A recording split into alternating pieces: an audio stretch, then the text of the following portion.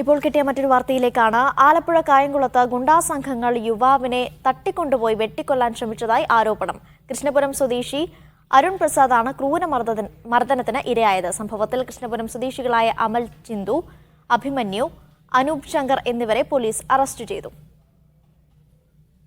കൂടുതൽ വിവരങ്ങൾ ഷൈജു നൽകും. ഷൈജു, എന്താണ് സംഭവിച്ചത്? പ്രതികളെ എപ്പോഴാണ് പിടികൂടിയത്?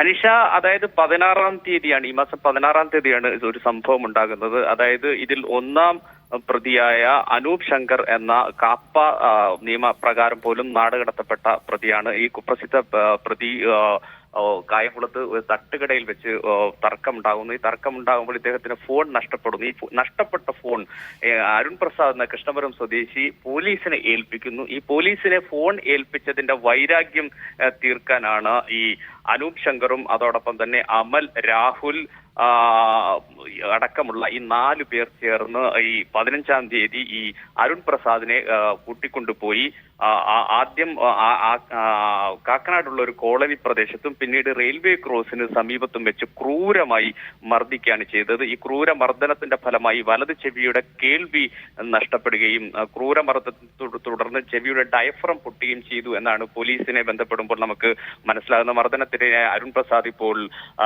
ആശുപത്രിയിൽ ചികിത്സയിലാണ്. അരുണിന്റെ ഐഫോണും ടൈറ്റൻ വാച്ചും അടക്കമുള്ള ഉപകരണങ്ങളും ഇവർ കവർന്നെടുക്കുകയും ചെയ്തു. കേസിൽ ഇനി പിടികൂടാൻ മൂന്നാം പ്രതിയായ രാഹുൽ കൂടിയാണ് ഉള്ളത്. മറ്റ് 4 പ്രതികളിൽ 1ഉം 2ഉം 4ഉം പ്രതികൾ പിടികൂടപ്പെട്ടു. ഇനി മൂന്നാം പ്രതി രാഹുലിനാണ്. രാഹുലിന് വേണ്ടിയിട്ടുള്ള തിരച്ചിൽ. ഷൈജു ആണ് വിവരങ്ങൾ നൽകിയത്.